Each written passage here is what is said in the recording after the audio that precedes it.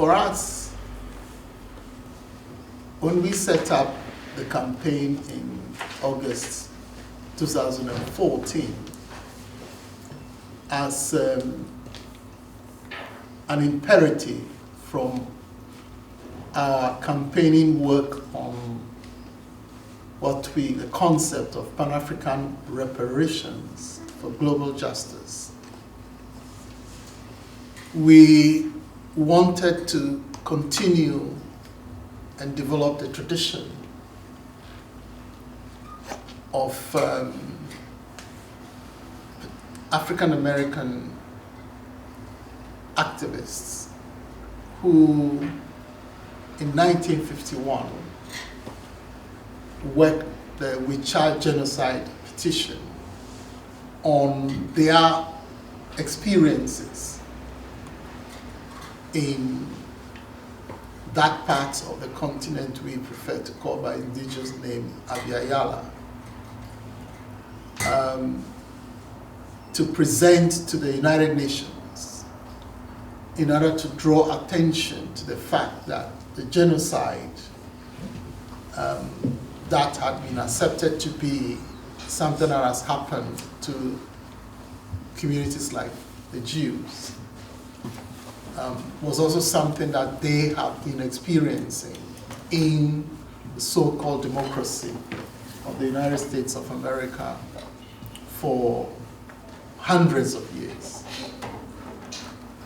And we felt that petition and its traditions of scholar activism as well as community engaged campaigning was what was necessary now to draw attention not just to the current situation of African people worldwide, of what we see as the continuing Holocaust, we coined the term, and that's one interesting thing about how we work within our African heritage communities. Because the English language, and this is very important, because the English language has been violently imposed upon us. Not just on the continent, on those of us on the continent of Africa, but even worse, for those who were torn away from that continent. Part of the violence of chattel enslavement was for them to completely forget at the pain of whiplashes, maiming, and even death, anything to do with their indigenous languages and cultures. But part of the traditional resistance that Africans in the diaspora have built up against chattel enslavement, colonial enslavement, and its continuation in present-day forms, is to be able to shape even the language of oppression, which is English or French or Spanish or Portuguese, in such a way that they could still use them together with their own indigenous concepts and terminologies to convey resistance even to the language of oppression. So as they use those languages, because that's the only ones that we're allowed to use, they coin terms to say, yes, we will still speak it our own way. So for example, you hear us very often saying, overstand instead of understand.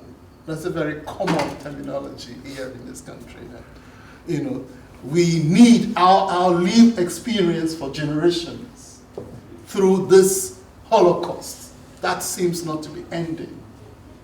It's such that we don't have to just understand something, we have to overstand it. And that you could say so many things about this. And this is very important in terms of how we communicate and how we engage, particularly when it comes to international solidarity. Because sometimes people forget that when you're trying to impose even the norm of the use of a language that some people relate to as a language of oppression, they say you have to speak it this way, you have to write it this way, you have to, articulate your thoughts and concepts in it this way. That is actually further oppressing people, further silencing people. Because people have their own reasons why they speak a language that they see as a language of oppression in their own kind of ways, that they write it in their own kind of ways, that they coin concepts and express them in their own kind of ways. So when we say, for example, not Holocaust, we say Holocaust. The hell part of it is really what we emphasize. Because hollow may not mean, so much, to us, but we want to convey that hell, that continues in our lives too. And it's part of international solidarity to understand why oppressed people use language in particular ways, and particularly language that conveys to them in its normal usage, right, as whipped into them by oppressors, means submission to that oppression. And the one thing that particular African heritage people have carried with them throughout is that we say the maroon spirit, because even in the diaspora of Abiyala, whether be it the Caribbean or North or South or Central America, people still run away from the plantations, set up independent communities in the hard-to-reach parts of wherever they were taken, and those communities thrived and tried to actually recreate home away from home, So the relevance of all of this to international solidarity is that for us, the idea or the lived reality of our humanity is something that we've had to maintain and develop against extinction for hundreds of years, particularly since what we call the Maangamizi, which is this great attack upon our communities. And racialization is part of it. Because before this major phase of this Holocaust started, Africans were Africans, Asians were Asians, Europeans were Europeans, right? And we have thousands of years of interaction, more or less inequity. But challenges, battles were fought, and so on and so forth. But we were human beings. We recognized each other's humanity. In fact, people try to compare the period of enslavement in the empires, European empires like, Greece, Rome, and so on. But when you study Roman law, which those of us who have been made to study, law in European perspective, you learn that even enslaved people in Rome were human beings. They were recognized as human beings, right? Deprived of liberty, but still they were human beings. Okay. Now, in the case of the chattel enslavement of African people, the fundamental thing was the denial of us as human beings.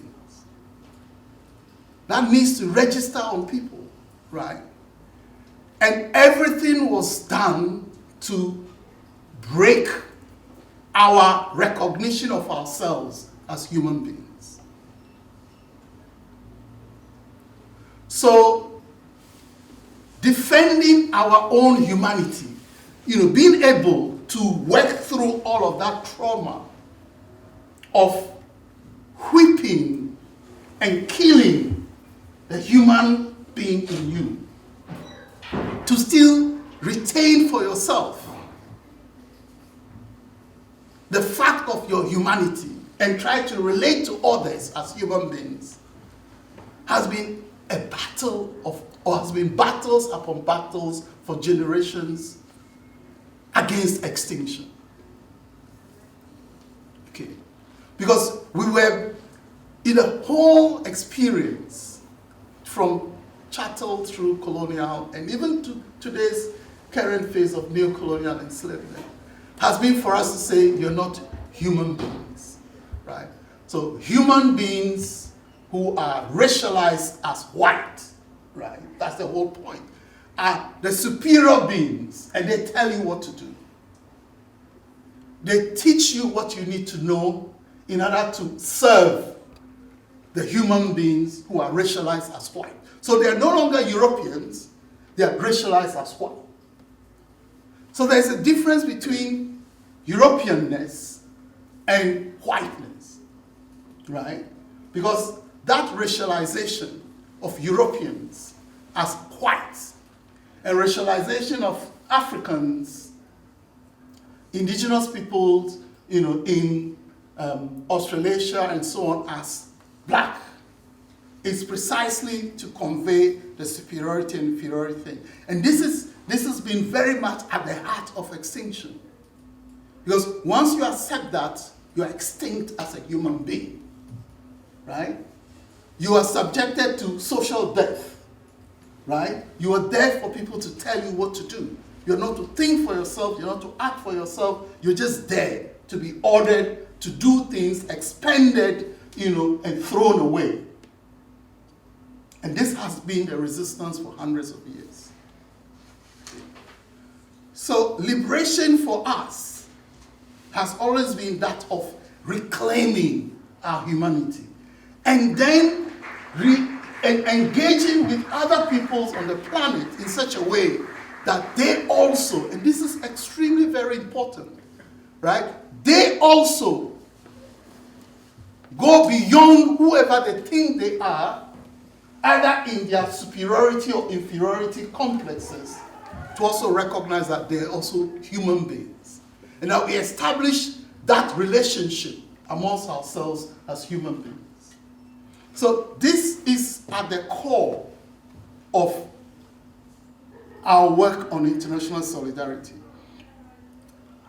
Because as one of our famous freedom fighters that we like to quote, some of Marshall said, you see, international solidarity is not about doing charity to anybody.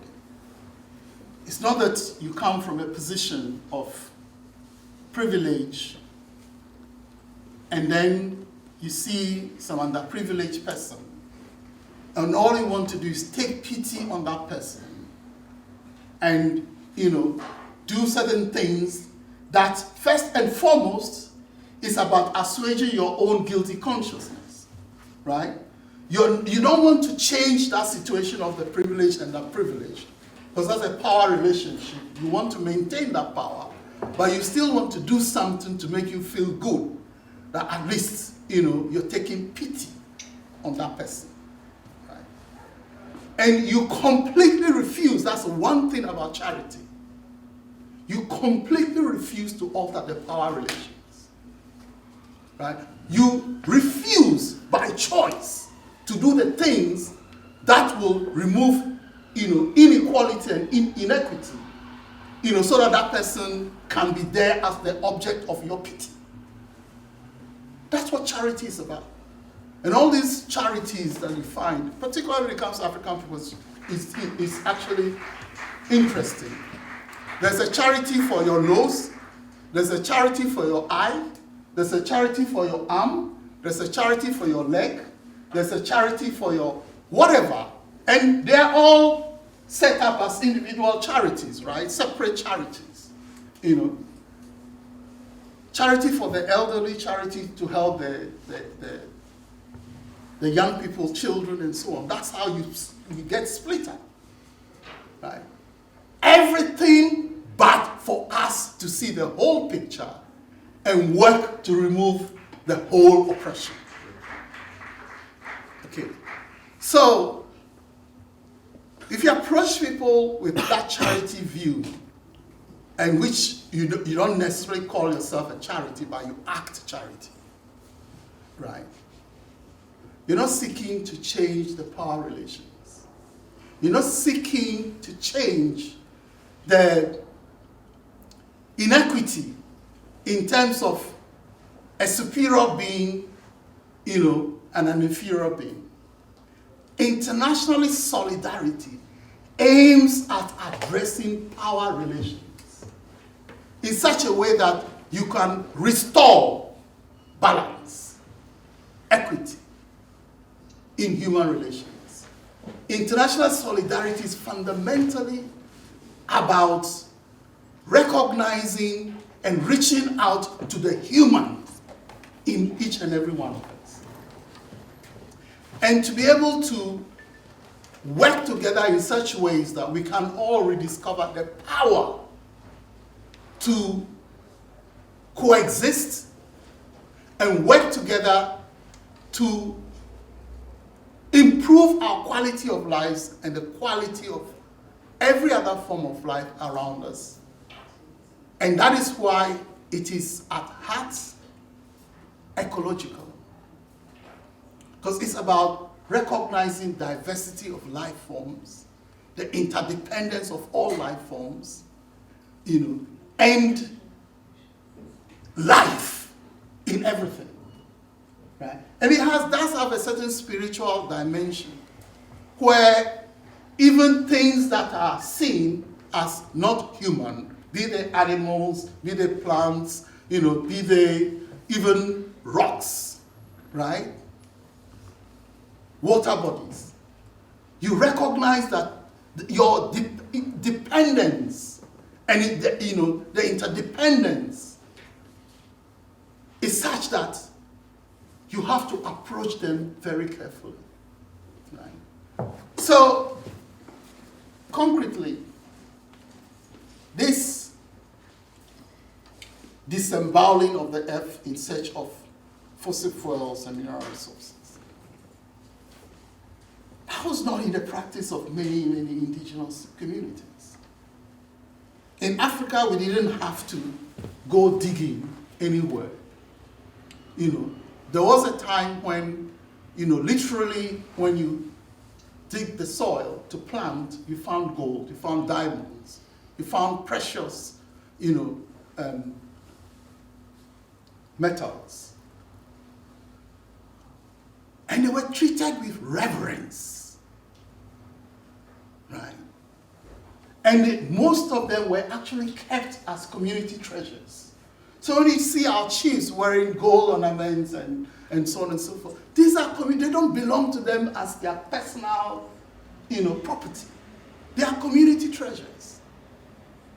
And there was no need to go and dig some huge pit somewhere to say, you know it's there. You took what you found, right? You don't have to go digging and digging to collect and hoard, right? Because there's certain respect for nature there. Okay. All of this has been disrupted. And to cut a long story short, we are where we are. How do we do international solidarity from our perspective? For us, we say, stop the Maangamizi.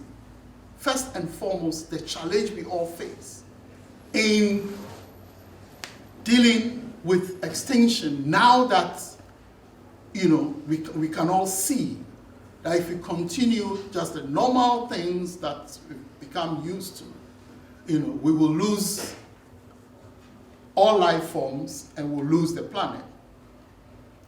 This is a time for us to think through what battling against extinction is. And without international solidarity, it's a pointless exercise. Because the first thing for us to do is stop doing the things that take real life from each other. Okay. If you insist on a relationship of oppressed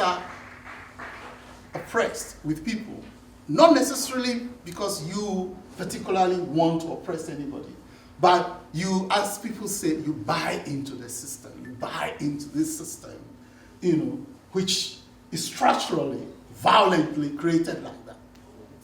And you want to make a living out of that, because you're in a position to make, that system work for you, right? What you're doing is the everyday things you do is leading to the extinction of other beings on this planet, right? So you want some jewelry, right? Because you feel like having one. One should glitter around your neck or your arm or whatever. By just that act, you will be contributing to the extinction of not just, other life forms, other things in their natural state, but also to people, because the process of producing them, leads to the extinction of some people. Okay. So if we say you start with stop the Maangamizi, stop participating in this system, right? Whether actively or passively, right? That leads to extinction somewhere else. And eventually that comes back to you. So we say stop the Maangamizi. But stop it in order to, first of all, address issues of your own disrepair, right? Because to get to that point of wanting to just go along with the system as it is, you would have been disrepaired through, education, through upbringing, through socialization, that very process of making you feel that this is the only way to do things, you come to that point only as a disrepaired person, right? So to stop the Maangamizi is not just taking out pity on somebody else. You start with yourself. Recognize your disrepair. That's why for each and every one of us, whether you are within a privileged or underprivileged, social group, we all suffer from disrepair. And when we recognize that, the first thing we help each other to do is to gather the courage to work on our own individual and collective disrepairs. Because in your relationships and in the groups in which we exist, there's also collective disrepair. And this is what takes us into reparatory justice. When the term reparations is used, many people misunderstand it. And they are made also deliberately by the media to misunderstand it as somebody is asking for some money to be paid. No. It's about how do we, recognize disrepair in each and every one of us and work collectively together to reclaim our common humanity. And that is the process of disrepair, of recognized disrepair and then working to repair. And this is where the concept of Ubuntu becomes important. For African people, we say, no single individual or single people can be human. And that's profound.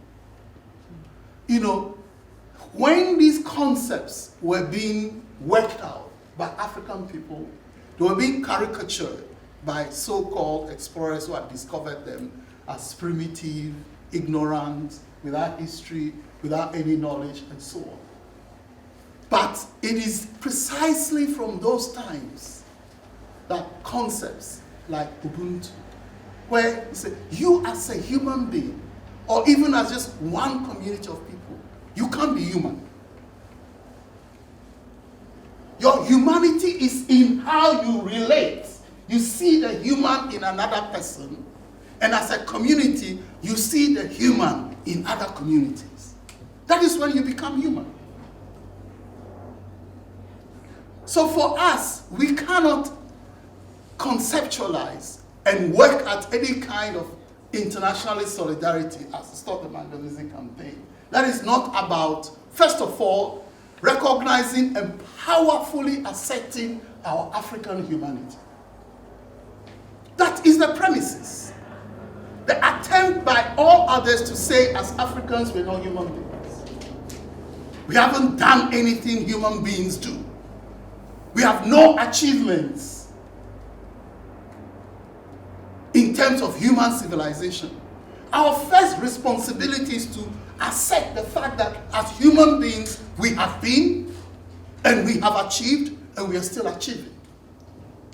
And to recollect all of that from the past and show in our strengths and weaknesses, even in these states of disrepair, what we have battled to achieve. And it is only with that that we can engage with other people also in terms of, yes, this is who we are as African human beings. And not people of color, not Bami, not any of these funny terms that people use, right? But as Africans, right? You recognize that. And then we want to see what you also recognize what you have achieved. What you've contributed to our common humanity over time. With all your strengths and weaknesses as well. With all your successes and failures as well. With all your challenges as well. Then, having established our common humanity, we can work together to improve and take that humanity forward from one generation to the other. What this sad history of the Maangamizi has done is not just to want to take away our own African humanity and say it doesn't exist. You know, we can only be human if we, ape whiteness, or other forms other than anything African. But it's also denied the rest of humanity, the contributions of African people, other colonized indigenous people to shaping our common humanity in its diversity. And therefore, how we have related to the planet over time and worked, to preserve it. So, internationally solidarity work, I'll end on this note, is fundamentally for us about reparatory justice. Repairing the damage. And in repairing the damage, it's not about the damage just done to us, the damage done to other peoples as well. That's damage whereby even within us and in relation to other people, human beings have become so inhuman to each other. If we can get over that, then we would have begun winning the battles against extinction. More importantly, we would have begun collectivizing globally each other's battles against extinction. And it is in that unity of our battles against extinction where we help each other restore ourselves to the uniqueness of our humanity, right? Because humanity doesn't exist in some universal blandness, where it's just one universalism. So that people say, oh, let's just be humans. And that's all that some people have called the term earthling. That is not how human beings are. Right? As an African born in a particular terrain, shaped by, the work that our people have done for generations upon generations in relation to the environment, to develop knowledge, develop language, develop, economic, political, cultural, spiritual work. There is some uniqueness, right? And being human and and relating to others as human beings doesn't mean that I should abandon all of that and go into some space of blandness. I bring my African humanity to engage with European humanity, to engage with Asian humanity, to engage with all the humanities and the universalisms that are around them. And it is in doing so that we recognize the value of biodiversity. Because human beings, we are also biodiverse, right?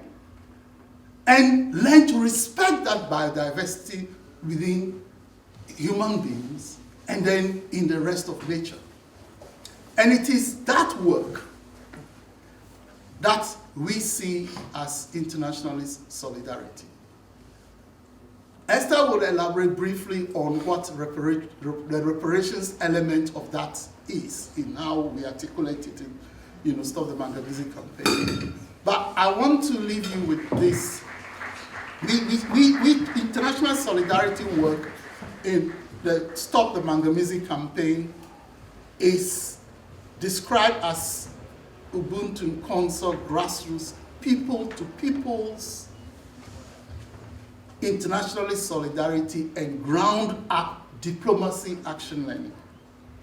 What do we mean by that? I think the people to people part you would understand. Okay, it's just Ubuntu, put into the English language. But we insist that it is from the grassroots, it's not from the top. Right? Because it is from the grassroots that we all rise. We all see ourselves in our common humanity. Right? And can rise together in building solidarity,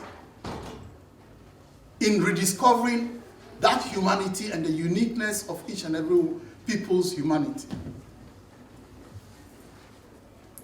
But we ought to also learn to overcome the divisions and the enmities and the hatreds and the envies and petty jealousies that have been planted amongst us through what we say ground up people's diplomacy.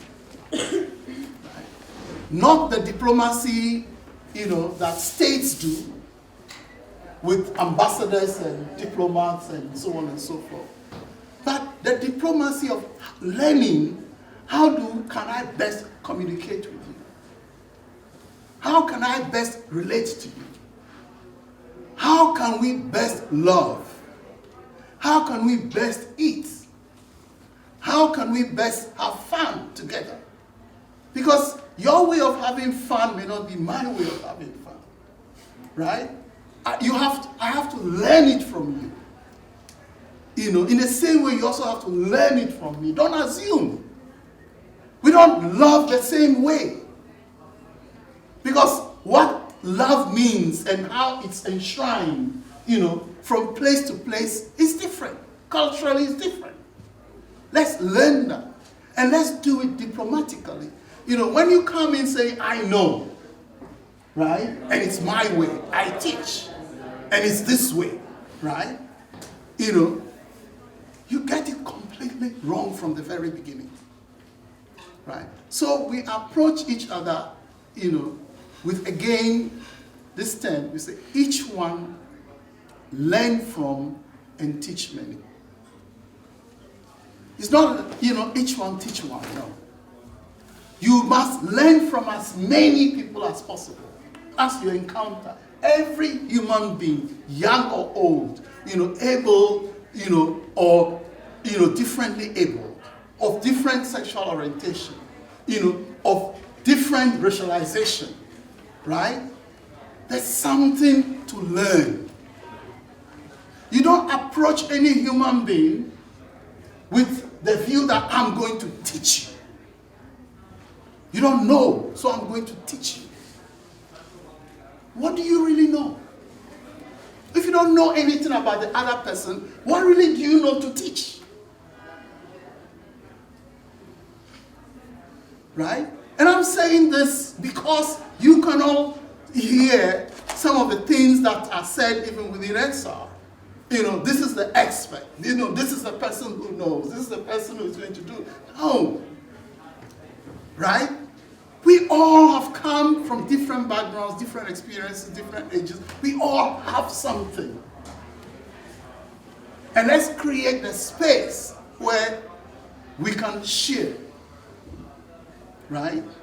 Because if you're not prepared to accept the fact that I know something, which you haven't taught me, right? I learned it from my parents. I learned it from my grandparents. I learned it from my community. You have not a clue what my community is. You have no clue who my parents are. No clue who my grandparents are. No clue what family means to me. And you are coming to teach me what. But I love this. I'm sorry, but in my conversation with certain people within Excel, they get it better than others. Or we say, yes, we gathered together, we know where we are trying to figure out where we want to get to. But, we work our way by sharing knowledge and learning from each other.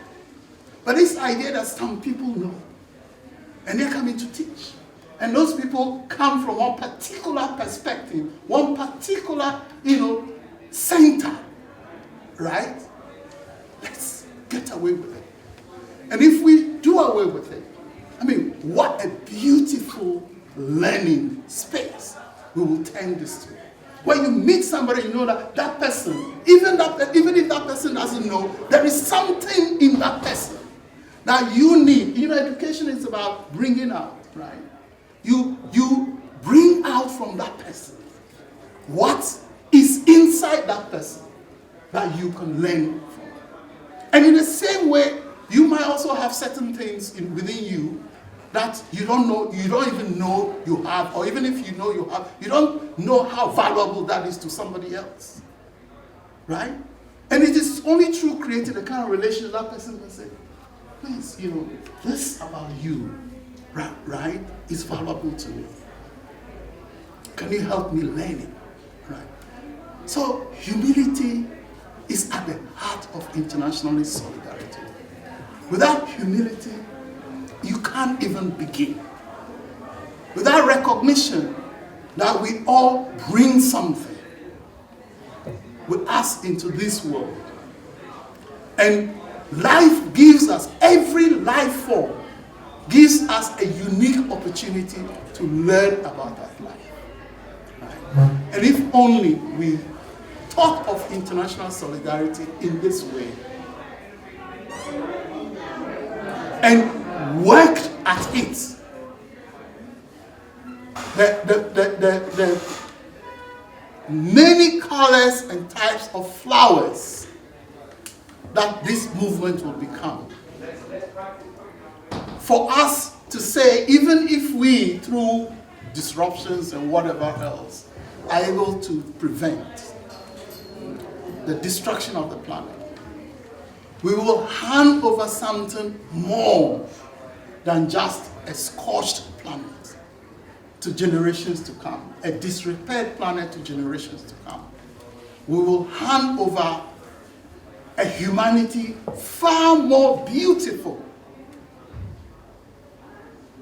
in its many colors and fragrances. And for me, that is what is my vision of international solidarity that we in the Stop the Maangamizi campaign hope we can share within the space of Extinction Rebellion.